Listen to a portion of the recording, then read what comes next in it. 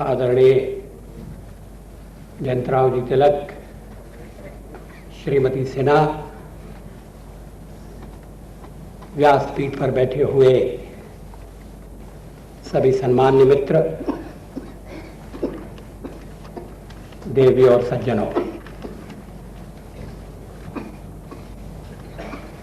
आज का दिन पुण्य स्मरण का दिन है, श्रद्धा निवेदन का दिन है। लोकमान्य बाल गंगाधर तिलक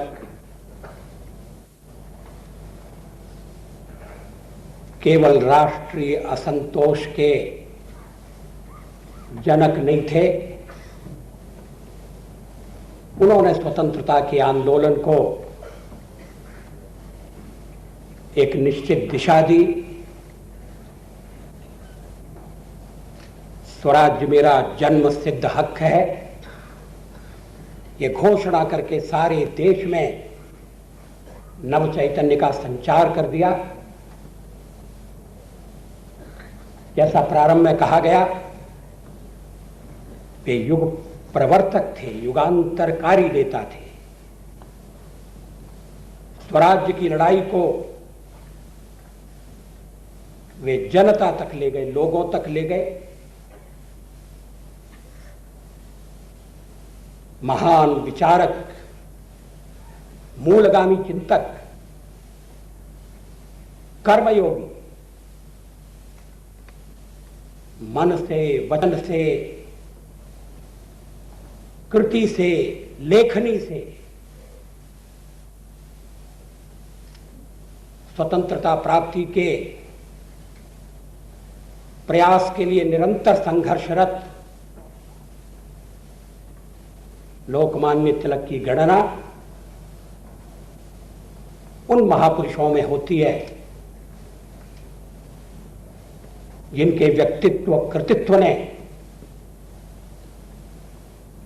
न केवल इतिहास में अपना स्थान बनाया,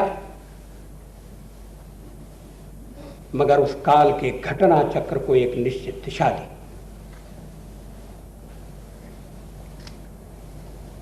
लाल बाल पाल की त्रिमूर्ति,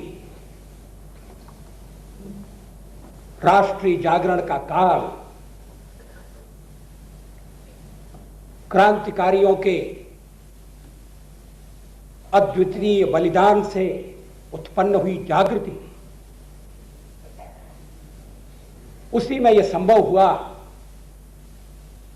कि बंगाल को बांटने का ब्रिटिश साम्राज्यशाही का मंसूबा चकनाचूर हो गया। बंग भंग की योजना पर पानी फिर गया।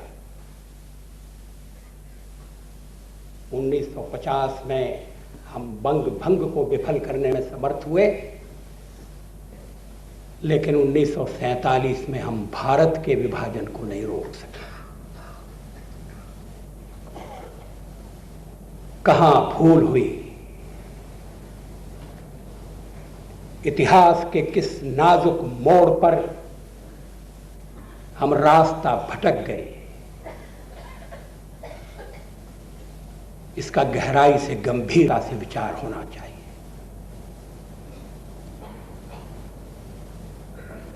मुझे तिलक महाराज के दर्शन करने का सौभाग्य नहीं मिला।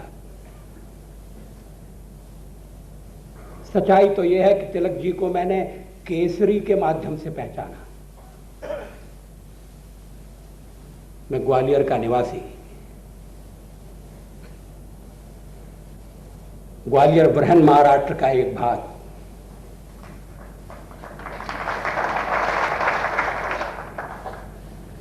शिंदे की छावनी में मेरा जन्म,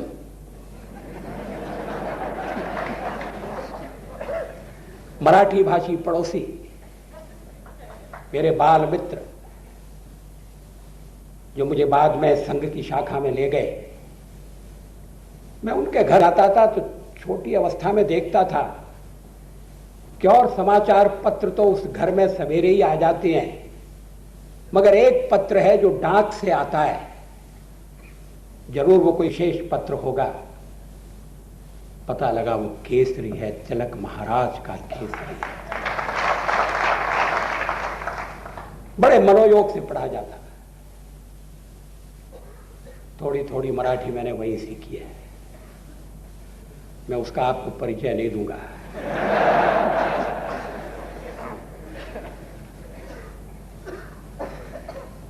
ग्वालियर वालों ने मराठी को भी अपना रंग दे दिया है। वरचा मजला खाली आहे,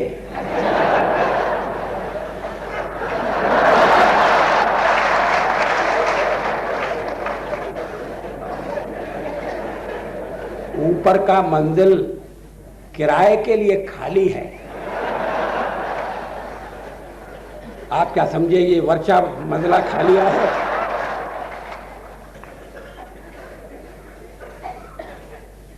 मगर हिंदी का शब्द आत्मसात कर लिया।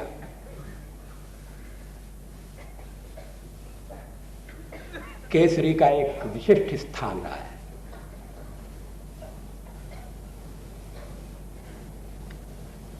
धीरे धीरे बड़ा हुआ तो लोकमान्य के कृतित्व और व्यक्तित्व से परिचित होने का अवसर मिला। श्रीमती सिन्हा ठीक कह रही थी कि हमने अपने क्रांतिकारियों के साथ न्याय नहीं किया है। स्वराज्य आया है तो सबके समवेत प्रयत्नों से आया है। लोकमान्य तिलक ने गणेशोत्सव का उपयोग किया, छत्रपति शिवाजी महाराज की जयंती का लाभ उठाया, स्वराज्य के संदेश को गांव गांव तक घर घर तक पहुंचाने का जो उनका अभिनव प्रयास था, उससे जो जनजागृति पैदा हुई, गांधी जी ने उसके ऊपर अपना आंदोलन खड़ा किया, अपना भवन खड़ा किया। लेकिन नींव लोकमान्य तिलक ने डाली थी। क्रांतिकारियों का उन्होंने सम्मान किया, उन्हें प्रोत्साहन दिया। जो शस्त्र लेकर लड़े उनका भी वंदन है, और जो सत्याग्रह करके जेल गए उनका भी वंदन है। दोनों में विभाजक रेखा खींचने की क्या आवश्यकता है?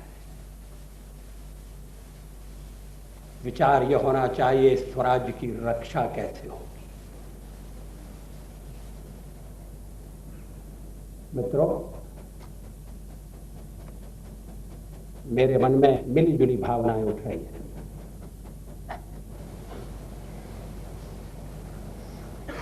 मैं आभारी हूं मुझे जो सम्मान दिया गया है उसके लिए। यद्यपि मैं जानता हूं कि मैं उसके योग्य नहीं हूं। मैं अपनी कमियों से परिचित हूं, मुझे अपनी न्यूनताएं मालूम है।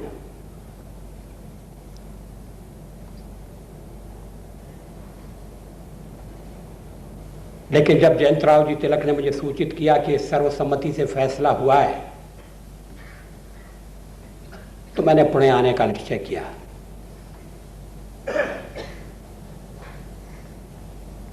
लेकिन कल से मैं व्यस्त हूं औरों के सम्मान समारोह में भाग लेने में। इससे अच्छा कार्य और क्या हो सकता है। मेरी प्रशंसा में बहुत सी बातें कही गई हैं। ऐसे अवसरों पर ऐसा ही होता है।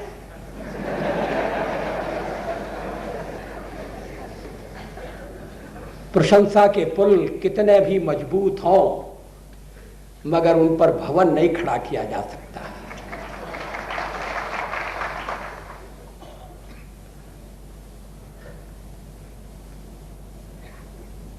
मैं तो परमात्मा से प्रार्थना करता हूं कि ये सम्मान मुझे रास्ता दिखाता रहे,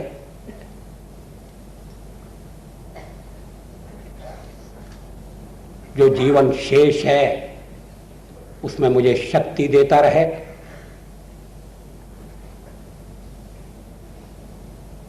पुराने जमाने में जब तक व्यक्ति जीवित होता था तब तक उसका सम्मान न करने की परंपरा थी। अब समय बदल गया है, पता नहीं बाद में सम्मान हो या न हो, लेकिन मैं इस सम्मान के लिए ऐसी बात नहीं कह रहा। लेकिन उस परंपरा में एक सावधानी थी, व्यक्ति जीवित है तो कहीं भी उसका पैर फिसल सकता है।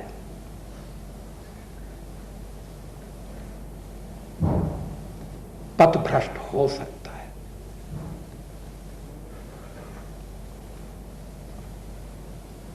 लेकिन जब कभी ऐसी घड़ी मेरे आगे के जीवन में आएगी,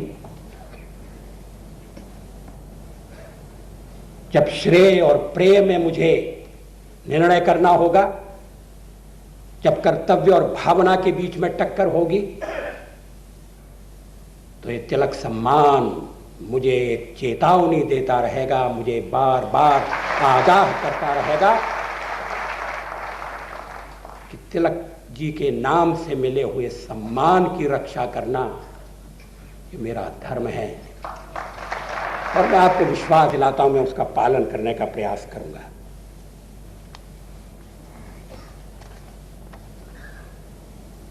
मेरे सामने विचार व्यक्त करने के लिए कई विषय हैं। मैं सोचता रहा हूं किस विषय पर आपसे बातें करूं। देश अनेक समस्याओं से जूझ रहा है।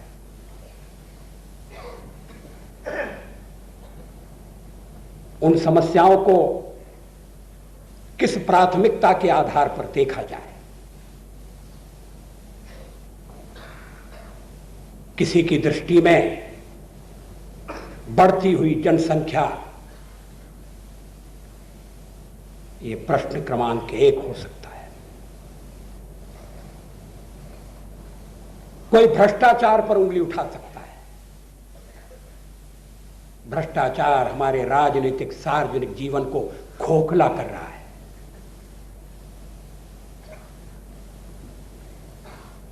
कोई कह सकता है कि लोकतांत्रिक संस्थाओं का जो अवमूल्यन हो रहा है वो सबसे बड़ी चिंता का विषय है। हमने लोकतंत्र का रास्ता अपनाया है। भारत संसार का सबसे बड़ा लोकतंत्र है, ये हम गर्व के साथ कहते हैं। थोड़े से कालखंड को छोड़कर हमने लोकतंत्र की दीप शिखा को अखंड रखा है, अखंड प्रज्वलित रखा है, ये भी सच है। लेकिन पिछले कुछ वर्षों से लोकतांत्रिक संस्थाएं अपना महत्व खो रही हैं।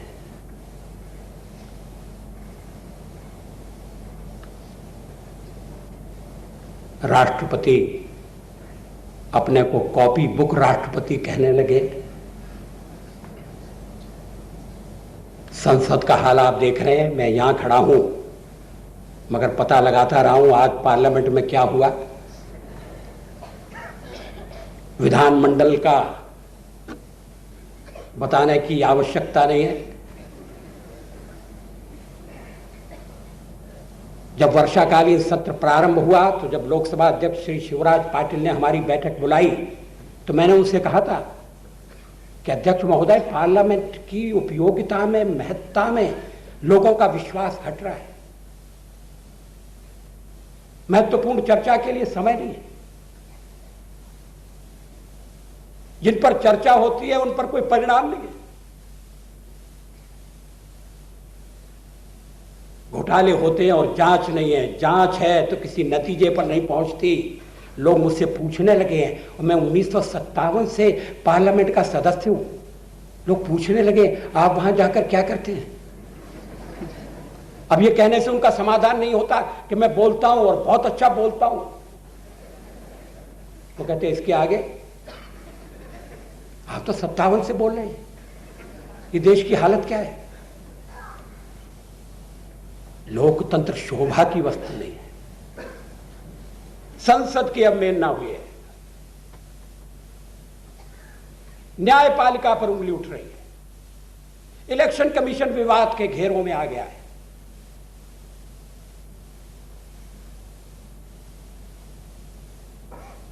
यह अवमूल्यन चिंता पैदा करता है।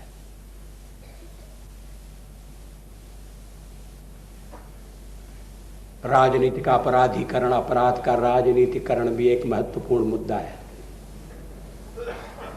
पहले अपराधी राजनेताओं का संरक्षण मांगते थे, पुलिस अगर पकड़कर ले जाए तो सहायता की आशा करते थे। बाद में वे चुनाव जिताने में खुलकर मदद करने लगे और सब तरह की मदद करने लगे। फिर जब उन्होंने देखा कि उनके बिना चुनाव नहीं जीते जा सकते तो उन्होंने खुद चुनाव लड़ना शुरू कर दिया और अपराधी जनप्रतिनिधि बनिए बैठे। राजनीति और अपराध का गठबंधन ये आंतरिक सुरक्षा के लिए भी खतरे पैदा कर रहा है।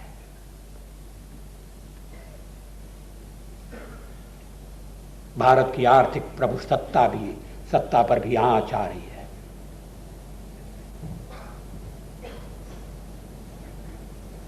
हमें स्वराज्य के साथ स्वावलंबन चाहिए। भारत अपने पैरों पर खड़ा रहे। विदेशों से ऋण लेने में आपत्ति नहीं है, मगर ऋण में डूब जाने में आपत्ति जरूर है।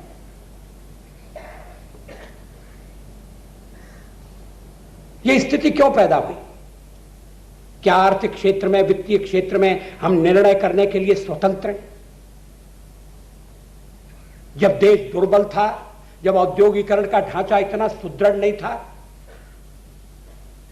तब हम संसार में सही नीतियों और उच्च सिद्धांतों के आधार पर खड़े होकर आत्मविश्वास के साथ अपनी बात कहते थे। आज नहीं कह सकते। ये ठीक है कि जागतिक परिस्थिति में परिवर्तन हो गया है। अमेरिका एकमेव महाशक्ति रह गया है, लेकिन इसका अर्थ यह नहीं है कि सभी राष्ट्र उसी के ढांचे में ढल जाए। यह भी एक महत्वपूर्ण विषय है। किसकी मैं चर्चा करूं? मैं चर्चा करना चाहता हूं राष्ट्र की एकता और अखंडता के लिए जो संकट पैदा हो गया है उसकी।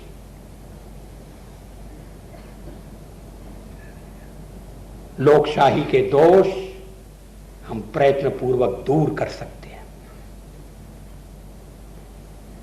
75-76 में लोकशाही खतरे में पड़ गई थी। ऐसा लगता था कि लोकतंत्र का स्थान एक परिवार तंत्र लेगा, लेकिन वो सफल नहीं हुआ। लोगों ने लड़ाई की, शांतिपूर्ण संघर्ष किया और श्रीमती इंदिरा गांधी को स्वयं अपनी सरकार की वैधता के बारे में संदेह हो गया। विश्व उनकी सरकार की वैधता को स्वीकार नहीं करता, ये उन्हें अनुभूति हो गई और उन्हें चुनाव का आदेश देना पड़ा। लोकशाही फिर से वापस आ गई।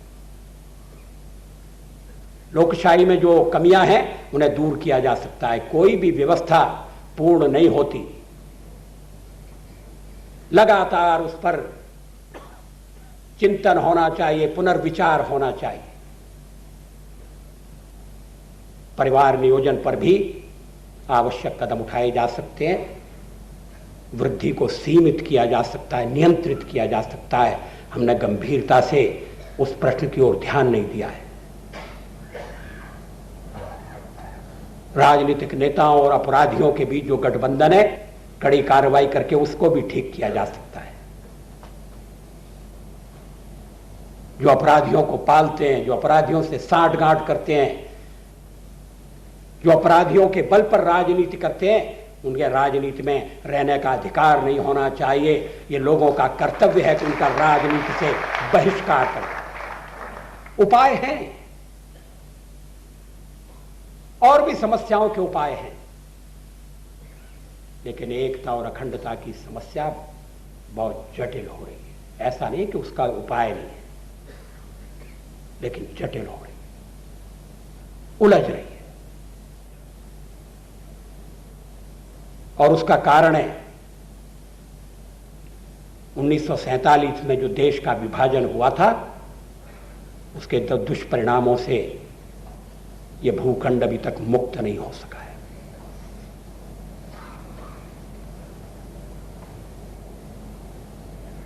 कश्मीर में क्या हो रहा है? जम्मू कश्मीर की स्थिति को बिगाड़ने में नई दिल्ली की सरकार की जो भूमिका है वो स्पष्ट है, उसकी चर्चा करने की अधिक आवश्यकता नहीं है। लेकिन पाकिस्तान का हस्तक्षेप, आतंकवाद को प्रोत्साहन, एक प्रॉक्सी वार चलाना और कश्मीर पर दावा करना, यह घोषणा करना कि कश्मीर के बिना पाकिस्तान अधूरा है। पाकिस्तान के कुछ पत्रकार मुझे मिलने के लिए आए थे और कहने लगे कि आपने हमारे राष्ट्रपति के, वो पुराने राष्ट्रपति की बात कह रहे थे, आपने हमारे पुराने राष्ट्रपति की घोषणा सुनी? उन्होंने कहा है कि कश्मीर के बिना पाकिस्तान अधूरा है। आपकी इस पर क्या प्रतिक्रिया है? मैंने कहा मैं प्रतिक्रिया देने को तैयार हूं, मगर एक शर्त है, यह प्रतिक्रिया आपको राष्ट्रपति तक पहुंचाना पड़ेगी। कहने लगे हमारा तो काम ही है, इधर का समाचार उधर और उधर का समाचार इधर।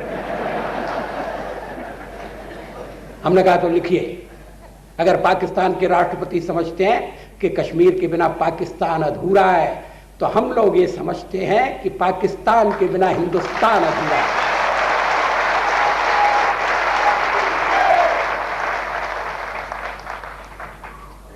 पाकिस्तान के राष्ट्रपति का मुंह बंद करने के लिए उत्तर काफी था, लेकिन उनके सोच की दिशा क्या है? सांप्रदायिक आधार पर देश बटा, क्या फिर से बटेगा? क्या कश्मीर केवल इसलिए पाकिस्तान में जाना चाहिए कि वहां मुसलमान ज्यादा है? कितने मुसलमान हैं?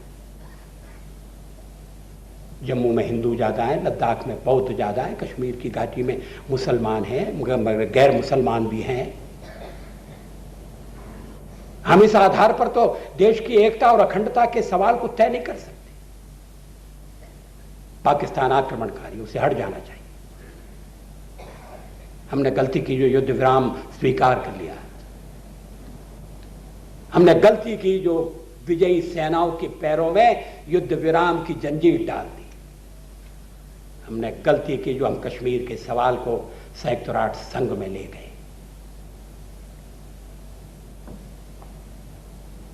हमें अपनी सेना को पूरा काम करने की अनुमति देना चाहिए। आज जो 1/3 कश्मीर पाकिस्तान के कब्जे में है, उसकी स्थिति क्या है? देश में अनेक संस्थाएं हैं जो मानवाधिकारों में रुचि रखती हैं, मानवाधिकारों के संरक्षण का, संवर्धन का काम करती है। विश्व के एजेंडा में, विश्व की विषय सूची में मानवाधिकार एक महत्वपूर्ण मुद्दा बन गया है। और उन्हें शिकायत है कि जो कश्मीर का भाग भारत के साथ है, उसमें मानवाधिकारों का पूरा पालन नहीं हो रहा। हम मानवाधिकारों के प्रति प्रतिबद्ध हैं, मानवाधिकारों के रक्षण के लिए प्रयत्नशील है।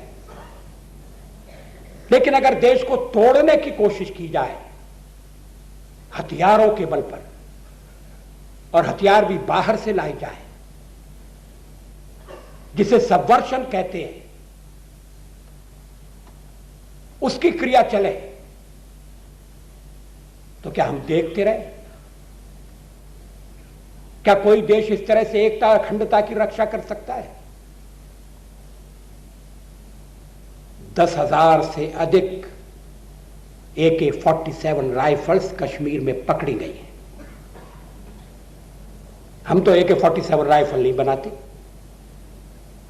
हमारी ऑर्डिनेंस फैक्ट्रियां तो उसके लिए समर्थ नहीं है। ये हथियार बाहर से आए, ये राइफल्स बाहर से आए, पाकिस्तान से आए, ये आतंकवादियों को दी गई, नौजवानों को बरगलाया गया, इस्लाम के नाम पर भड़काया गया और हथियार लेकर हमारी सीमा में भेज दिया गया। हम सीमा की रक्षा नहीं कर पाए, ये हमारा दोष है। सीमा कठिन जरूर है, पहाड़ियों से भरी है, लेकिन ऐसी सीमा की भी रक्षा करना हमारा दायित्व है। पहले पंजाब के बारे में भी यह कहा जाता था कि सीमा को सील नहीं किया जा सकता। मेरी पार्टी ये मांग बहुत पहले से करती रही है। आखिर में पंजाब की सीमा सील कर दी गई। पंजाब के भीतर फौज को थोड़े दिनों के लिए आतंकवादियों से निपटने की पूरी छूट दी गई और पंजाब की जनता को भी आतंकवाद से लड़ने के लिए प्रेरित किया गया। उन्हें अभय की भावना से ओतप्रोत किया गया। पंजाब की स्थिति सुधर गई है, कश्मीर की स्थिति भी सुधारी जा सकती है, लेकिन इच्छा शक्ति नहीं है। गृह मंत्रालय परस्पर विरोधी बातें करता है।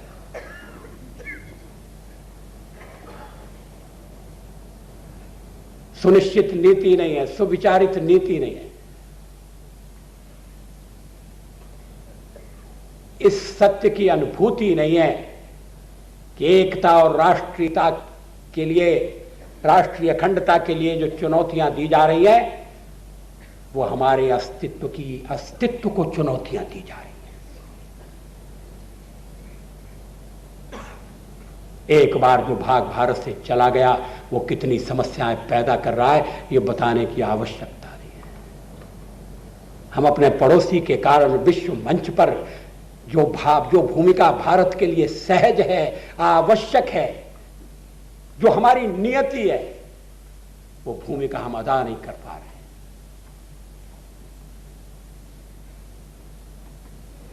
स्वार्थी अंतर्राष्ट्रीय शक्तियां हमें और पाकिस्तान को तराजू के बराबर पलड़ों में रखने की कूटनीति चल रही है, 1947 से चल रही है।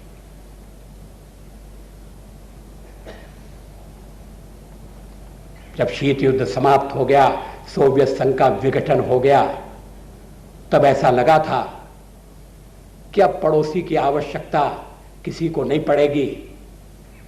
अब पड़ोसी कोई फ्रंट लाइन स्टेट नहीं है। अब भारत को काबू में रखने के लिए पड़ोसी को अनावश्यक प्रोत्साहन नहीं दिया जाएगा। लेकिन यह आशा पूरी नहीं हुई। कहीं न कहीं यह विचार काम कर रहा है कि भारत को इस भूखंड में एक महान शक्ति बनने से रोका जाए। हम में एक महाशक्ति के रूप में उभरने के सारे गुण मौजूद हैं, सारी संभावनाएं मौजूद हैं। इतना विशाल भूखंड, इतना बड़ा जनबल, प्राचीन संस्कृति का मिला हुआ विरासत का हमारा धन, विज्ञान और टेक्नोलॉजी पर प्रभुत्व स्थापित करने वाली नई पीढ़ी, हमारी नियति है, हमारा भवितव्य है कि हम एक महान राष्ट्र के रूप में उभरे।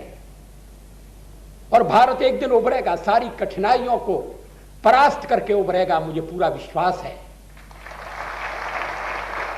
लेकिन इसमें अड़चने हैं और उन अड़चनों पर विजय प्राप्त करना होगी। राष्ट्र की एकता और अखंडता के लिए चुनौतियां दी जा रही हैं, उन्हें गंभीरता से लेना होगा।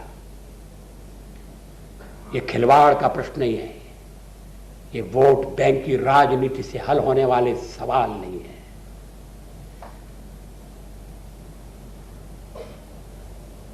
जिन कारणों से देश का बंटवारा हुआ, उनको दृष्टि से ओझल नहीं होने देना चाहिए। आज फिर वही तर्क दोहराए जा रहे हैं और मुझे आश्चर्य है कि हम गहराई में जाकर सोचने से क्यों इनकार कर रहे हैं। हमने दो राष्ट्रों का सिद्धांत नहीं माना, मजहब के आधार पर राष्ट्र नहीं बनते। अगर मजहब के आधार पर राष्ट्र बनते तो पूर्व पाकिस्तान बांग्लादेश के रूप में स्वतंत्र क्यों होता? अगर मजहब एक राष्ट्र का निर्माण करता तो देश में इतने मुस्लिम राष्ट्र क्यों होते, अरब राष्ट्र क्यों होते?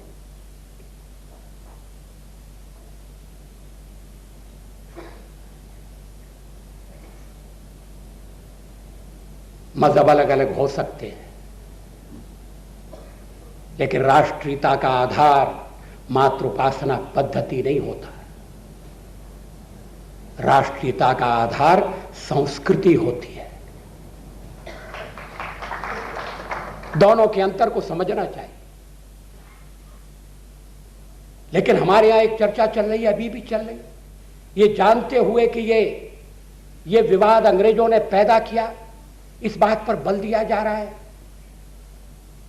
कि हमारी संस्कृति एक कंपोजिट कल्चर है। कंपोजिट कल्चर क्या मतलब है? कंपोजिट कल्चर का कौन सा ऐसा देश है जिसकी कल्चर कंपोजिट नहीं है?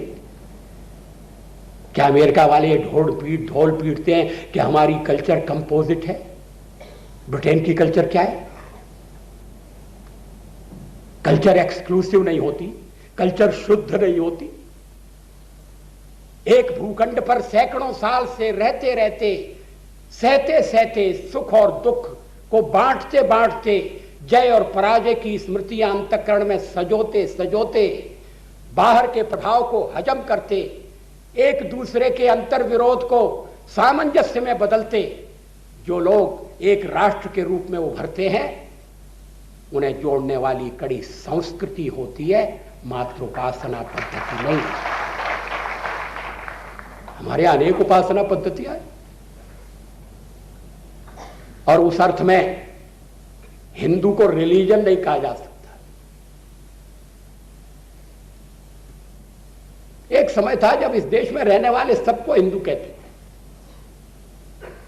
कार्ल मार्क्स ने कहा बहादुर शाह जफर को, हिंदू किंग ऑफ हिंदुस्तान। तब हिंदू का स्पेलिंग HINDU नहीं होता था, DOO, हिंदू। और अजमल खान ने कहा था जब आर्य समाज का प्रतिनिधिमंडल उन्हें मिलने के लिए गया, उन्होंने कहा कि आप हिंदू की बात करते हो, हिंदू तो मैं भी हूं, क्योंकि हिंदू किसी ऑर्थोडॉक्सी का नाम नहीं है, हिंदू तो इस देश की पहचान है। बाद में अजमल खान बदल गए, एक अलग कहानी है। क्यों बदले उसमें भी गहराई से जाकर देखना चाहिए।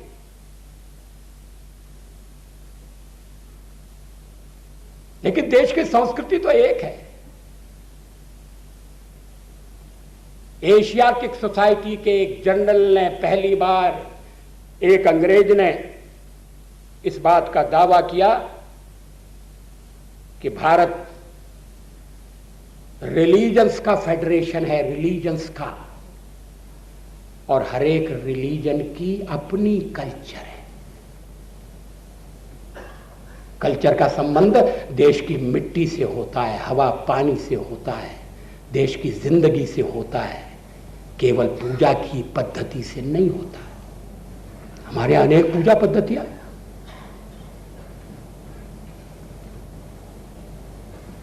और हर पूजा पद्धति की स्वाधीनता है।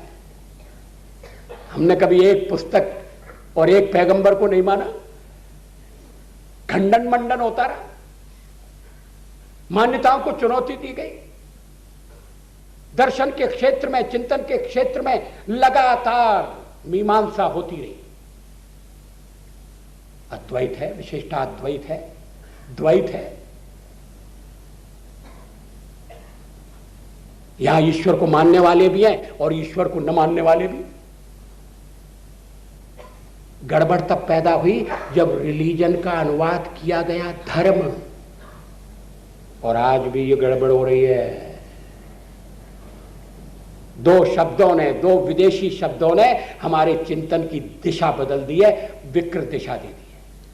एक मैंने आपको कहा कंपोजिट कल्चर, हम कल्चर की बात करें, और जैसा मैंने कहा कि वो कल्चर एक्सक्लूसिव नहीं है, हटो बचो, इसमें वो विश्वास नहीं करती। जो आता है उसको आलिंगन में बांधने के लिए तैयार है, जो आता है उसको आत्मसात करने के लिए तैयार है। ये 5000 साल का कारवां नेहरू जी ने भी स्वीकार किया कि इस देश की संस्कृति एक है।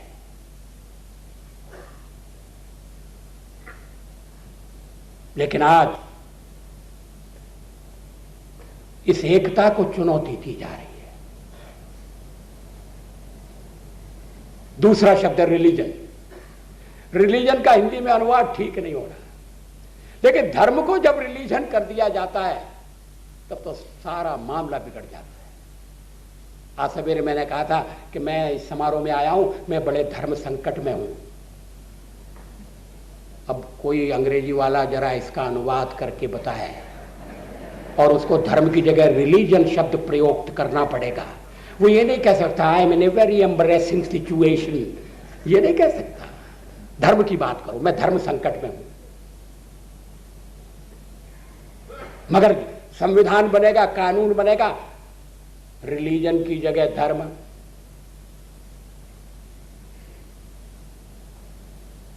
अर्थ का अनर्थ हो जाता है।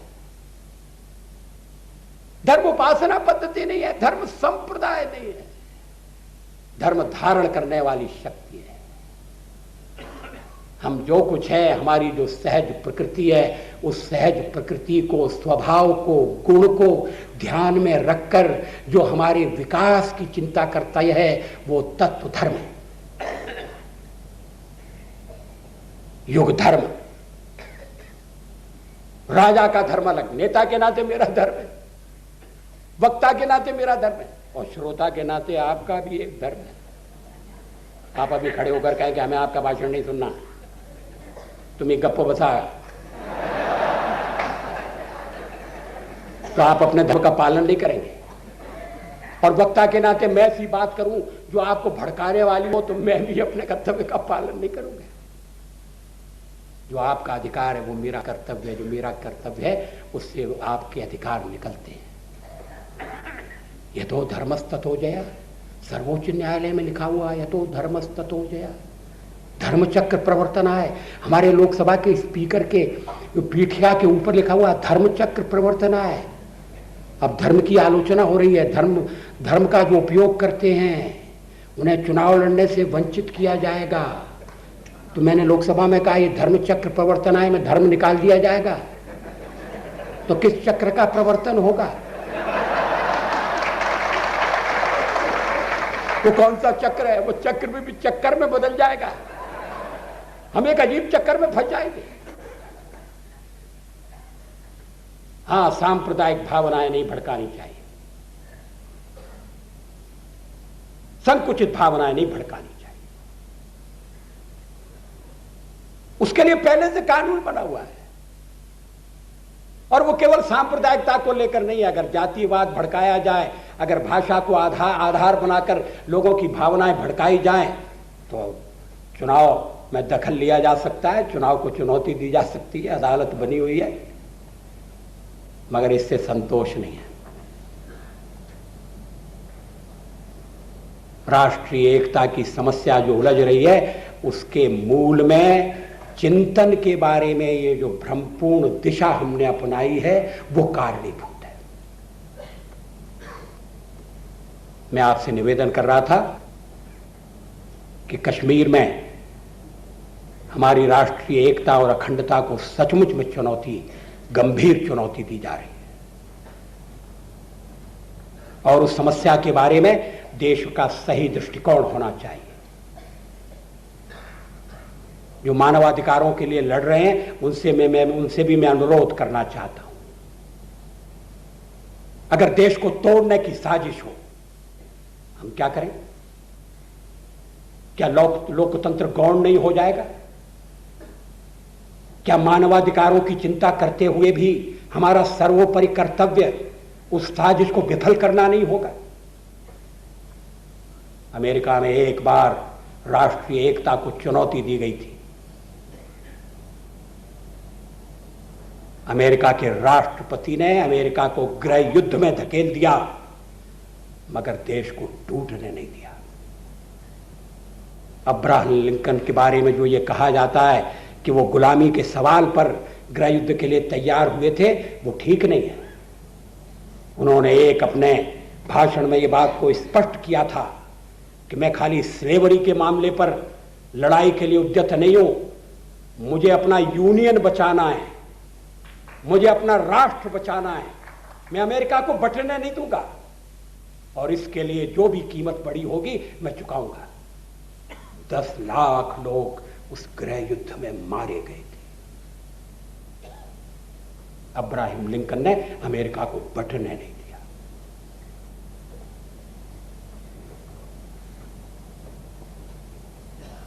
अभी जब सद्दाम के इराक के विरुद्ध कार्रवाई हुई तो अमेरिकी राष्ट्रपति बुश को भी लगा कि जिस तरह के समाचार टीवी पर आ रहे हैं, उनके होते हुए देश युद्ध नहीं लड़ सकता।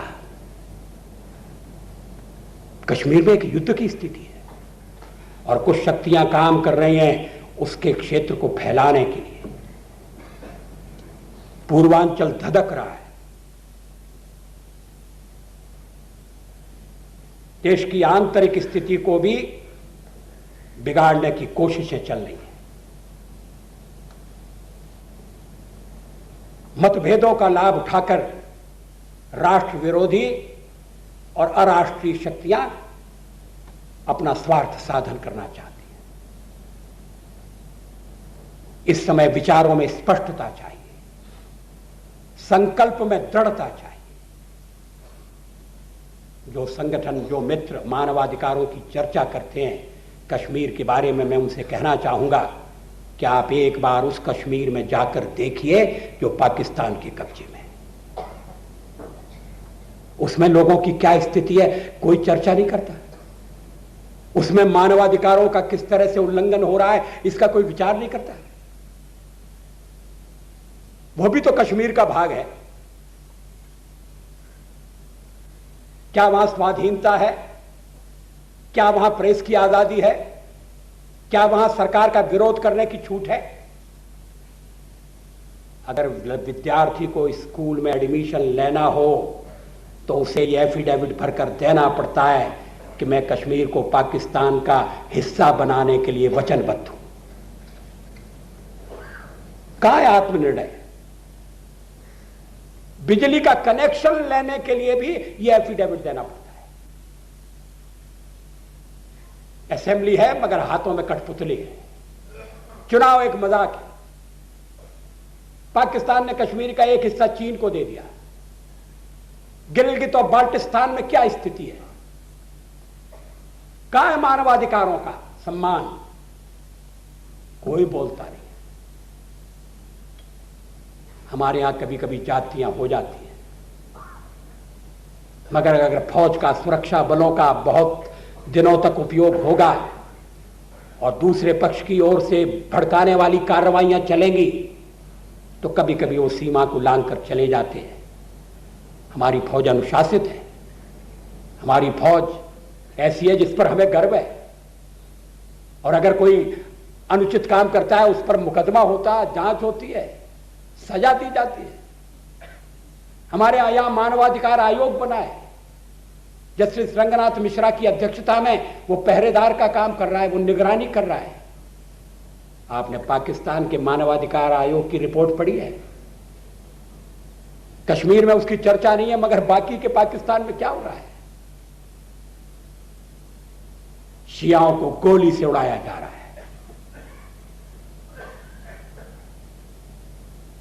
भाइयों को गैर मुस्लिम घोषित कर दिया गया है।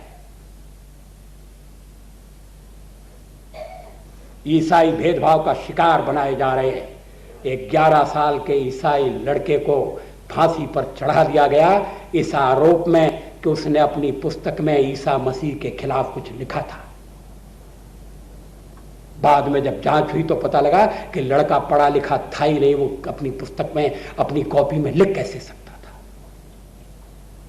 अब तस्लीमा के खिलाफ बांग्लादेश में जो कुछ हो रहा है वो हमारे सामने है और ये देश हमें मानवाधिकारों का उपदेश दे रहे हैं और हमारे मानवाधिकारों के समर्थक संगठन ऐसी बातें कह रहे हैं जो उनको बल प्रदान करती हैं, उनकी पुष्टि करती हैं। मित्रों, अगर जेनेवा में पाकिस्तान की कूटनीतिक पराजय हो गई तो वो पराजय इसलिए हुई कि हमने इस बार जेनेवा में रणनीति बदल दी। हमने कहा भारत की ओर से बचाव बहुत हो चुका, हम अपनी सफाई बहुत दे चुके, हम देते देते थक गए हैं। अब मौका आ गया है कि काउंटर ऑफेंसिव की नीति अपनाओ, पाकिस्तान को कटघरे में खड़ा।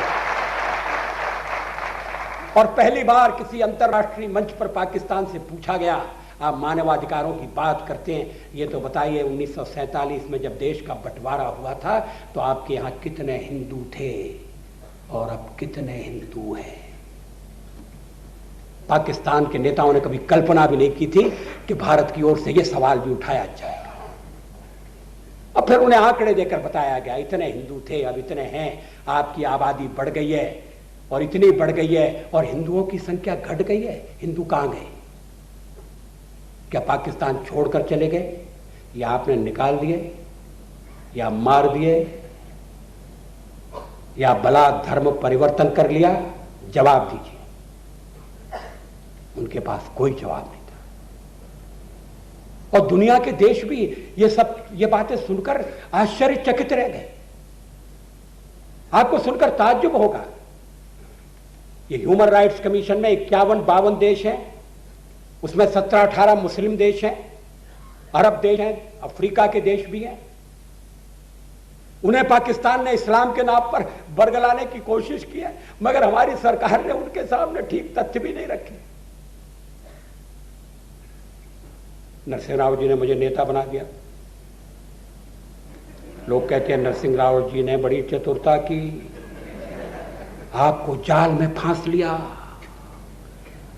और अगर पाकिस्तान की विजय हो जाती तो आप भी दोषी ठहराए जाते।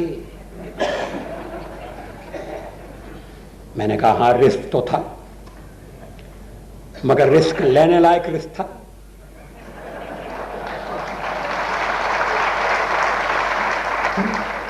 मैं रिस्क लेता हूं,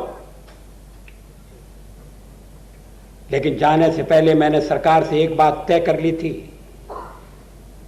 अगर ह्यूमन राइट्स कमीशन में पाकिस्तान का यह प्रस्ताव कि कश्मीर की स्थिति की जांच के लिए एक फैक्ट फाइंडिंग मिशन भेजा जाए, यह प्रस्ताव अगर पारित हो जाएगा तो मुझे यह अधिकार दीजिए कि मैं खड़े होकर वहां कहूं कि यह प्रस्ताव हमें मान्य नहीं है और हम पाकिस्तान के या किसी फैक्ट फाइंडिंग मिशन को जाने नहीं देंगे।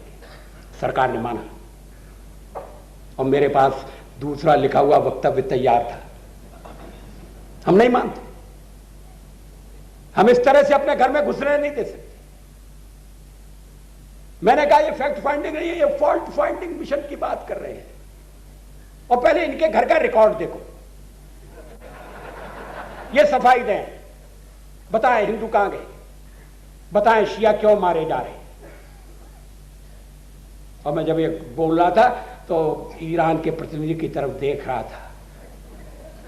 ईरान एक शिया बहुल देश है, उनको मालूम है क्या बीत रही है। पाकिस्तान की कट्टरता से कोई अपरिचित नहीं है। हम ही मुंह में दही जमाए बैठे थे, अरे बेकार का गड़बड़ क्यों करना, हमले से क्या मिलने वाला है, विवाद को कम करो कम करो। कम करने का यह तरीका नहीं है। और पहली बार तथाकथित आजाद कश्मीर का प्रतिनिधिमंडल जेनेवा में आ गया। कैसे आ गया ये मैं आपको नहीं बताना चाहता, आ गया। और पाकिस्तानी देखकर चमत्कृत रह गए कि ये मुसीबत कहां से आ गई। वो समझते थे कि वो आने की इजाजत नहीं देते हैं, आज तक आया नहीं, अभी कैसे आ सकता है। और उन्होंने वहां खड़े होकर जो पाकिस्तान के मुंह पर से पर्दा हटाया और कहने लगे पाकिस्तान को चिंता है जो कश्मीर का भाग भारत के साथ है, वहां तो ऑटोनॉमी है, वहां तो चुनाव होते हैं, हमें हमारे यहां चुनाव कहां है, हमें अपना भाग्य बनाने का अवसर नहीं है, हमारे यहां सड़कें नहीं है, हमारे यहां स्कूल नहीं है, अस्पताल नहीं है, हमें बोलने की आजादी नहीं है। और हमने देखा पाकिस्तान का प्रतिनिधि उनके भाषण के बाद नाराज हो गया और उनके पास जाकर कहने लगा, जोर जोर से चिल्लाने लगा, तुम कहां से आए हो, तुम भाड़े पर आए हो, किराए पर आए हो। उसने कहा किराए पर तो आप लाए हैं जो भी थोड़ी देर में बोलने वाले हैं। और सचमुच में एक बोलने वाला खड़ा हो गया। हमने विश्व को शिक्षित नहीं किया है, हम हर जगह बचाव की मुद्रा में। जेनेवा में अयोध्या का मामला भी उठा था। हर एक देश के प्रतिनिधिमंडल से मैंने अलग अलग बात की। उन्हें मालूम है भाजपा का हूं, उन्हें मालूम है मैं विरोधी दल का नेता हूं। पहले तो ये बात उनके गले के नीचे नहीं उतरी कि सरकारी प्रतिनिधिमंडल का नेता और ये विरोधी दल का नेता कैसे हो सकता है। उन्होंने कहा ये अच्छी लोकशाही है, प्रतिनिधिमंडल सरकारी और उसको लीड कर रहा है विरोधी दल का नेता, ये भानगढ़ का है।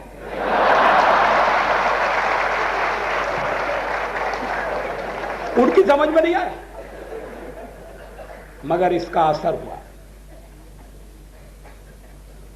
बिना कहे, बिना बोले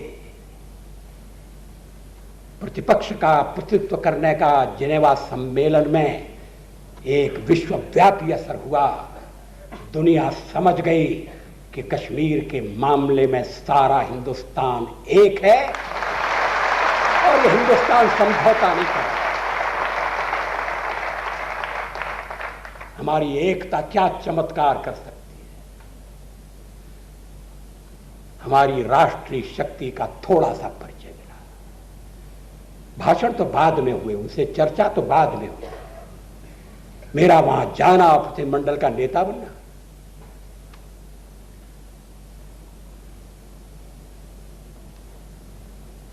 अलग अलग देशों से बातें हुई और उसमें एक दो प्रतिनिधिमंडल ने कहा कि वो कश्मीर में मुसलमान ज्यादा हैं, आप अच्छा है कश्मीर को जाने दो, आपके यहां मुसलमान वैसे भी परेशान हैं। और देखिए अयोध्या में क्या हुआ। हमने कहा अयोध्या का विवाद आपने सुना है, मगर कितनी गहराई से पता लगाने का प्रयास किया। कहने लगे हमने बीबीसी में देखा कि वहां पहले ढांचा था और दूसरे दिन देखा ढांचा खत्म। मैंने कहा हाँ ये हुआ है, लेकिन आपको मालूम है कि ये विवाद सैकड़ों साल पुराना है। आपको मालूम है कि ये दावा किया जाता है कि वहां मंदिर था जिसे तोड़कर मस्जिद बनाई गई। ऐसा कैसे हो सकता है? मंदिर को तोड़कर मस्जिद बनाई जाए, इस्लाम इसकी इजाजत नहीं देता। हमने कहा भारत का इस्लाम अलग है, आपको समझने में उसे समय लगेगा।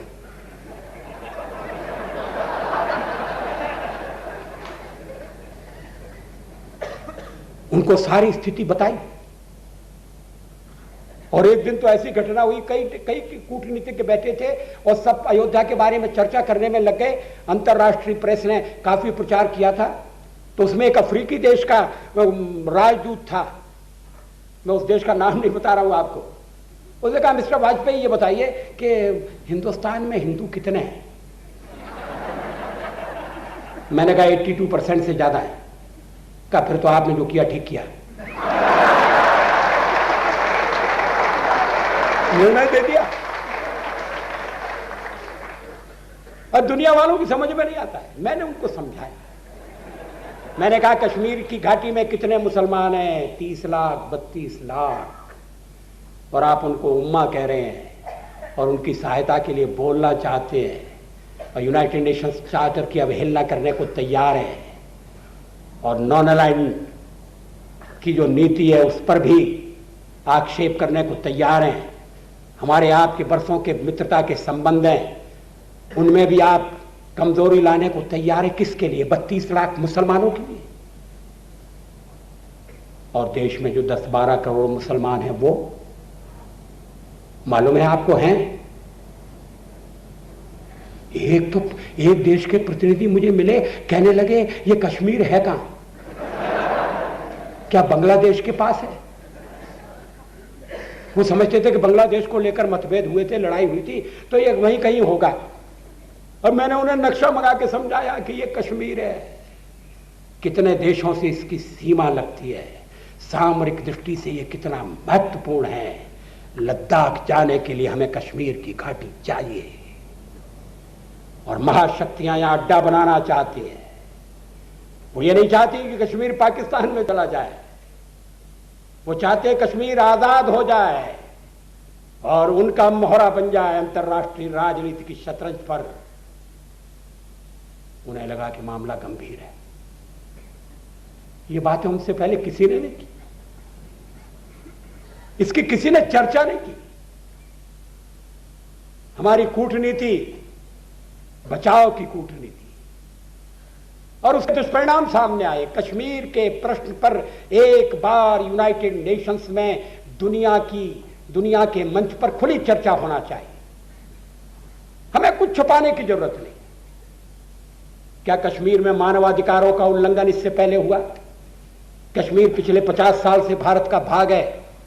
क्या कहीं हमें फौज की इस्तेमाल करने की जरूरत पड़ी?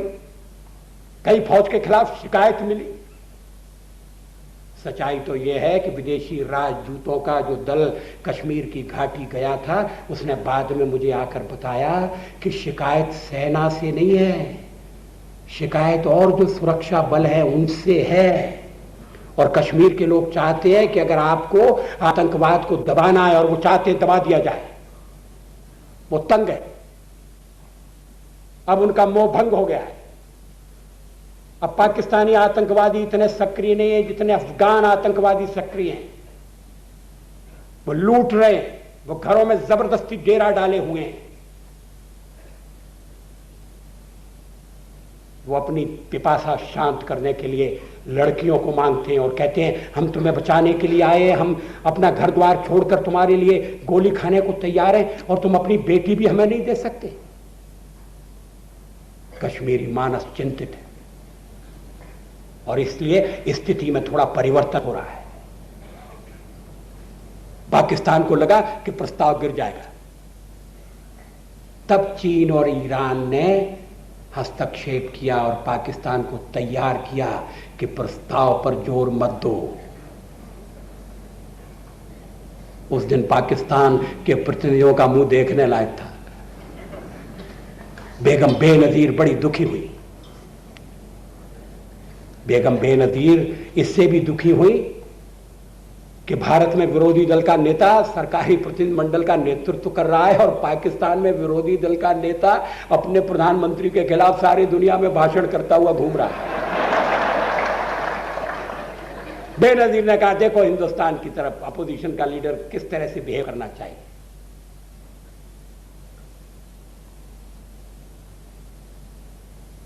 राष्ट्रीय एकता के लिए बड़ी से बड़ी कीमत चुकाने को तैयार रहना चाहिए।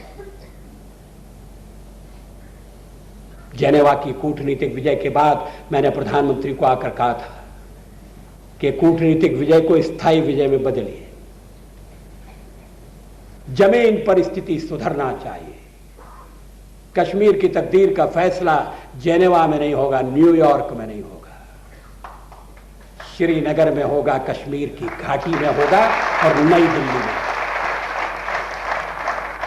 अब पाकिस्तान फिर तैयारी कर रहा है। यूनाइटेड नेशंस की जनरल असेंबली की बैठक अक्टूबर में सितंबर में शुरू होगी। पाकिस्तान फिर ये मामला उठाएगा। काउंसिल की बैठक में गया था न्यूयॉर्क, पाकिस्तानी एक प्रस्ताव लेकर आ गए थे, किसी ने उनको समर्थन नहीं दिया, इसलिए उसकी ज्यादा चर्चा नहीं हुई। मगर वो ताक में बैठे हैं कश्मीर के मामले का किस तरह से अंतर्राष्ट्रीयकरण किया जाए, और कश्मीर के मामले का किस तरह से इस्लामीकरण किया जाए। हमें दोनों प्रयास विफल करने हैं, और सबसे अच्छा तरीका यह है कि हम कश्मीर की घाटी में स्थिति को सुधारें, और सुधारा जा सकता है। जैसा मैंने निवेदन किया, एक दूरगामी नीति की आवश्यकता है, दृढ़ इच्छा शक्ति की आवश्यकता है, और सारे देश में एकता के लिए जो चुनौतियां खड़ी हो रही हैं, अखंडता पर जो संकट आ रहा है, उसके निवारण के लिए, उसके निराकरण के लिए सबको मिलकर बैठकर चिंता करनी चाहिए। मैंने आपसे कहा पूर्वांचल की स्थिति अच्छी नहीं है।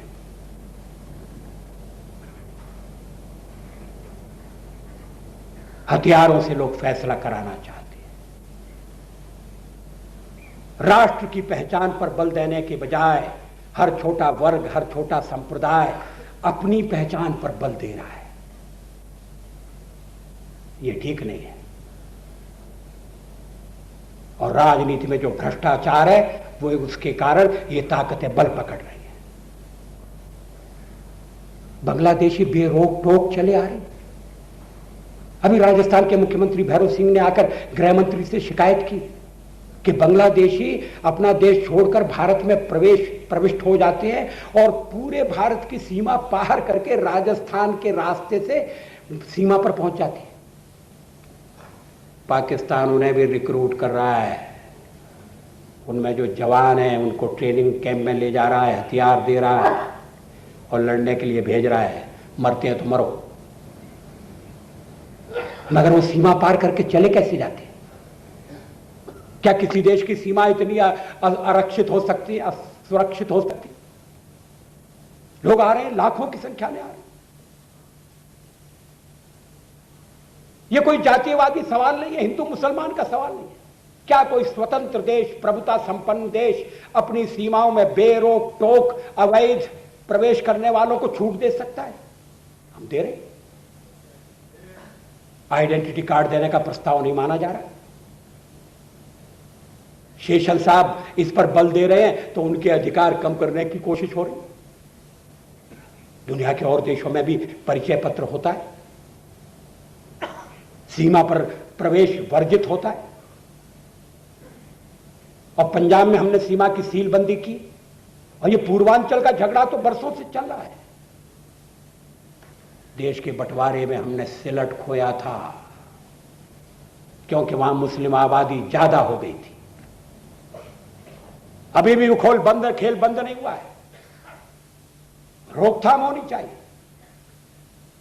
अमेरिका जाने वाले विद्यार्थी को एक वीजा प्राप्त करने में कितनी कठिनाई होती है मैं जानता हूं। यहां न वीजा न परमिट,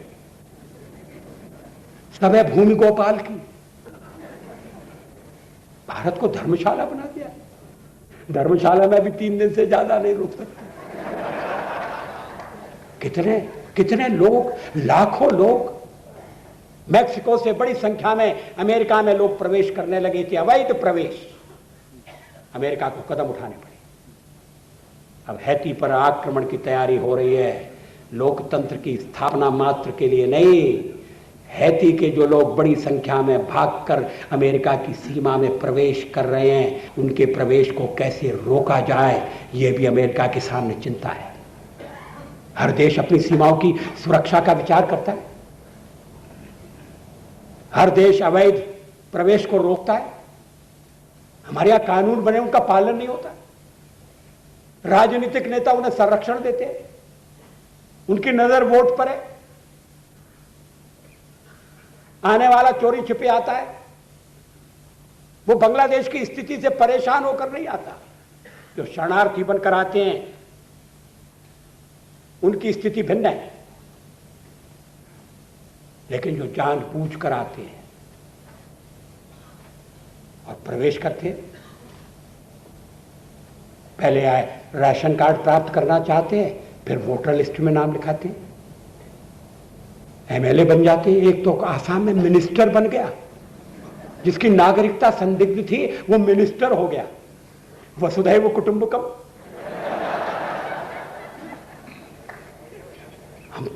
हम किधर जा रहे हैं? हम कौन सा खतरनाक खेल खेल रहे हैं? ये प्रश्न बड़ा गंभीर है। मैंने आपसे निवेदन किया, और समस्याएं उचित कदम उठाने से, प्रभावी कदम उठाने से काबू में आ सकती हैं, मगर देश की एकता और अखंडता अगर एक बार संकट में पड़ गई तो हमारे लिए अस्तित्व की रक्षा का प्रश्न पैदा हो जाएगा, जो आज पैदा हो गया है। हम उन स्वतंत्रता सैनिकों के, सेनानियों के भी आभारी हैं, क्रांतिकारियों का नमन करते हैं, जो स्वाधीनता के लिए लड़े। देश स्वाधीन हो गया है, अब इस देश को अखंड रखना, इस देश को समृद्ध बनाना, इस देश को शक्तिशाली बनाना, स्वावलंबी बनाना, यह आज की जो पीढ़ी है उसकी जिम्मेदारी है। हम इस दायित्व को अगर ठीक तरह से नहीं निभा सके तो आने वाली संतति हमें कभी माफ नहीं करेगी, लेकिन हम ऐसा होने नहीं देंगे। अब हम दोबारा देश को बंटने नहीं देंगे। जब एक बार देश का बंटवारा हुआ तो हम में से बहुत से लोग कॉलेजों में और विश्वविद्यालयों में थे, तब स्वाधीनता प्राप्त करने की एक आकांक्षा भी मन में थी जो शायद आड़े आई होगी। आज तो स्वाधीनता की रक्षा और अखंडता की रक्षा, ये दोनों प्रश्न जुड़कर एक हो गए हैं। अगर स्वाधीन देश की रक्षा करनी है तो अखंडता की रक्षा करनी होगी, और अगर अखंडता की रक्षा के लिए स्वाधीनता को सुरक्षित रखना आवश्यक है और है आवश्यक, तो उसमें किसी तरह का भ्रम नहीं होना चाहिए। मित्रों, मुझे सूचना दी गई है, मेरा विमान छूटने वाला है। पहले भी मैंने सोचा था कि मैं संक्षेप में भाषण करूंगा, लेकिन आप जैसे श्रोता मिल गए और फिर मुझे 1 लाख का चेक भी मिला है, तो मुझे उसके साथ भी न्याय करना है। सचमुच मैं आपका बहुत आभारी हूं। जैसा मैंने कहा कि मैं इस सम्मान का अधिकारी नहीं हूं, मगर इस सम्मान के लायक अपने को बनाने का मैं पूरा प्रयास करूंगा। मैं तिलक ट्रस्ट को, जयंतराव जी तिलक को और उनके सब सहयोगियों को बहुत बहुत धन्यवाद देना चाहता हूं, और पुणे के नागरिक भाई बहनों का मैं बहुत आभारी हूं। 2 दिन उन्होंने मेरा पूरा उपयोग किया है, और इसके लिए उन्हें पश्चाताप नहीं होगा, ये मुझे विश्वास है। धन्यवाद, नमस्कार।